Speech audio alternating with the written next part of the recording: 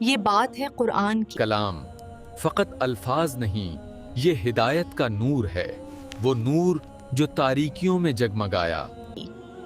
یہ کوئی عام دعا نہیں ہے، یہ بس جھوٹی تسلی نہیں ہے۔ یہ کوئی عام دعا نہیں ہے،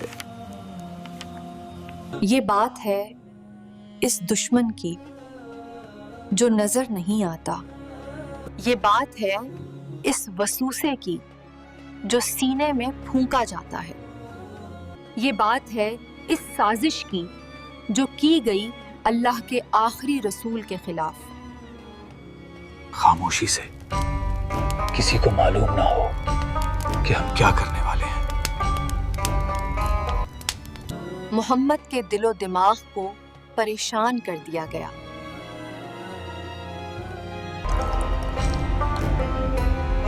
اللہ کے رسول آج کل بہت پریشان نظر آتے ہیں۔ کہاں ہے تمہارا خدا؟ کدھر گیا ہے اب وہ؟ نظر کیوں نہیں آتا؟ ہمارے بدعوں کے آگے کیوں نہیں آتا؟ کیوں چھپ گیا ہے؟ وہ دیکھو، آج پھر وہ بھول گئے۔ انہیں کیا ہو گیا ہے؟ یہ کہانی ہے اس جادو کی جس نے رسول اللہ کو بے چین کر دیا۔ ہر گرہ کے ساتھ اس کی بے چینی بڑھے گی۔ مدینے والوں، ان کی بات مت سننا، ان پر جادو کر دیا گیا ہے۔ یہ وہ نہیں رہے جو پہلے تھے، ان پر کسی نے کچھ کر دیا ہے۔ یہ بات ہے سورۃ الناس۔ کیا ہے سورۃ الناس؟ اس چھوٹی سی صورت میں اتنی طاقت کیسے ہے؟ شاید اسی وجہ سے آج قرآن ہمارے گھروں میں تو ہے، لیکن دلوں میں شیطان کے وسوسوں کا علاج نہیں بن پا رہا۔ میں جانتا ہوں یہ سچ ہے، پھر بھی میرا دل کیوں نہیں مانتا؟ اعوذ برب الناس۔ اللہ نے کیوں پہلے انسانوں کا رب، پھر انسانوں کا بادشاہ اور پھر انسانوں کا الہ کہا؟ پہلے پرورش، پھر بادشاہت، پھر عبادت۔ اس میں ضرور کوئی حکمت ہے۔ اور ایسا کیا کر دیا گیا تھا نبی کے ساتھ کہ اللہ نے قرآن میں یہ خاص صورت نازل فرمائی؟ ابھی ہاں باجی، سنا آپ نے؟ وہ دشمن جو دل میں وسوسہ ڈالتا ہے اور اللہ کا نام سنتے ہی بھاگ جاتا ہے۔ میں نے جیسے ہی اعوذ باللہ پڑھا، وہ برا خیال فوراً چلا گیا۔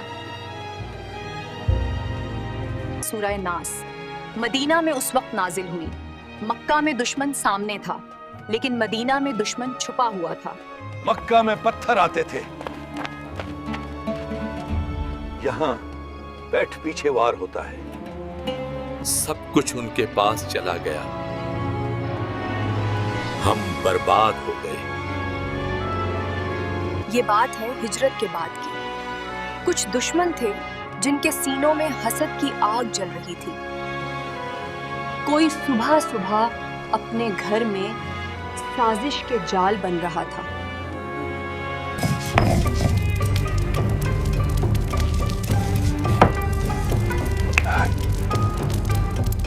اس بار وار خالی نہیں جائے گا، یہ سب سے الگ ہوگا۔ یہاں مسلمان اپنی نئی ریاست میں مصروف تھے، اور وہاں کوئی تھا جو ایک کنویں کی تہہ میں جادو کر رہا تھا۔ ایک یہودی لبید بن عاصم نے نبی پر جادو کر دیا۔ بس یہی چاہیے تھا، اب میرا کام ہو جائے گا۔ اب دیکھو میرا کمال، یہ گرہیں اپنا کام کریں گی۔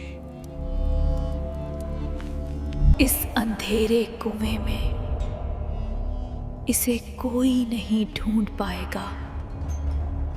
اور پھر نبی کی طبیعت بگڑنے لگی۔ آپ بے چین رہتے، آپ کو خیال آتا کہ ایک کام کیا ہے مگر وہ نہ کیا ہوتا۔ صحیح بخاری میں حضرت عائشہ فرماتی ہیں کہ یہ سلسلہ چلتا رہا، یہاں تک کہ ایک رات نبی نے اللہ سے لگاتار دعا کی۔ میں نے اللہ کے رسال کو اتنا خاموش اور کمزور کبھی نہیں دیکھا۔ پھر آپ نے فرمایا اے عائشہ اللہ نے مجھے میری شفا بتا دی ہے۔ میں دیکھ رہی تھی کہ ان کی تکلیف بڑھتی جا رہی ہے۔ 2 فرشتے انسانی شکل میں آئے، ایک سر کے پاس ایک پاؤں کے پاس۔ ایک نے پوچھا انہیں کیا ہوا ہے؟ ان پر کیا بیتی ہے؟ یہ جادو کا اثر ہے۔ یہ کس نے کیا؟ یہودی لبید بن عاصم کا کام ہے۔ وہ کہاں ہے؟ زروان نام کے کنویں کی تہہ میں ایک پتھر کے نیچے۔ نبی نے حضرت علی اور حضرت زبیر کو بھیجا۔ ہم ابھی جاتے ہیں اور اس فتنے کو جڑ سے اکھاڑ لاتے ہیں۔ وہاں سے وہ تعویذ چارم نکالا گیا۔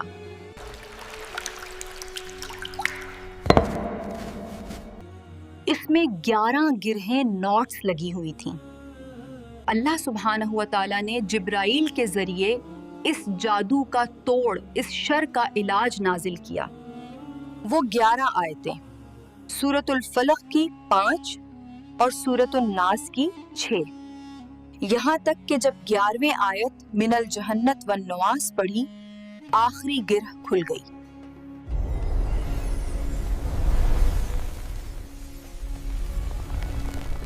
اور آپ اس طرح اٹھ کھڑے ہوئے جیسے کسی کو رسی سے باندھ کر کھول دیا گیا ہو۔ یہ تھی سورۃ الناس کے نازل ہونے کے پیچھے کی کہانی۔ اللہ نے اپنے نبی کو اور ان کے ذریعے پوری امت کو قیامت تک کے سب سے بڑے دشمن سے بچنے کا طریقہ قل أعوذ برب الناس ملك الناس إله الناس من شر الوسواس الخناس الذي يوسوس في صدور الناس من الجنة والناس۔ تو اب اس سورہ کو سمجھتے ہیں۔ سب سے پہلے یہ سمجھنا ضروری ہے کہ اس سورت میں اللہ آپ کو ڈائریکٹ آرڈر دے رہے ہیں۔ آیت نمبر 1 ترجمہ کہیے، میں تمام انسانوں کے رب کی پناہ مانگتا ہوں۔ یہ ایک حکم ہے، یہ آپشن نہیں ہے۔ غفلت میں مت رہو۔ میں پناہ مانگتا ہوں، میں حفاظت طلب کرتا ہوں۔ آیت نمبر 2 ترجمہ تمام انسانوں کے بادشاہ کی۔ آیت نمبر 3 ترجمہ تمام انسانوں کے معبود کی، جس کی عبادت کی جاتی ہے، جو محبت اور تعظیم کے لائق ہے۔ اللہ نے یہ 3 صفات استعمال کر کے یہ بتا دیا کہ تم جس سے پناہ مانگ رہے ہو وہ تمہارا پالنے والا رب ہے۔ آیت نمبر 4 ترجمہ اس وسوسہ ڈالنے والے کے شر سے جو خناس ہے۔ الخناس یہ سب سے ضروری ہے۔ خناس کا مطلب ہے پیچھے ہٹ جانے والا، چھپ جانے والا۔ آیت نمبر 5 ترجمہ وہ جو وسوسہ ڈالتا ہے انسانوں کے سینوں کے۔ اس کا ٹارگٹ آپ کا دماغ نہیں، آپ کا دل ہے، آپ کا کمانڈ سینٹر۔ وہ آپ کی نیت کو خراب کرتا ہے۔ اور اب آخری آیت جو پوری گیم بدل دیتی ہے۔ یہ دشمن ہے کون؟ آیت نمبر 6 ترجمے وہ دشمن جنوں میں سے بھی ہے اور انسانوں میں سے بھی ہے۔ Do not give. It is yours. وہ دوست جو آپ کو اللہ سے دور کرے، وہ ٹاکسک رشتہ دار جو آپ کے دل میں حسد پیدا کرے۔ You won't be able to do it. You are useless. وہ بھی شیطان ہے۔ اسی لیے امام ابن القیم نے فرمایا انسان کی سورۃ الفلق اور الناس کی ضرورت اس کی سانس لینے، کھانے اور پینے کی ضرورت سے بھی زیادہ ہے۔ یاد رکھیے we are the builders of the آخرہ and this is the place where we build it۔ ہم آخرت بنانے والے لوگ ہیں۔ میں اب آپ کو اگلی ویڈیو کے ساتھ ملوں گی۔ اللہ حافظ، السلام علیکم۔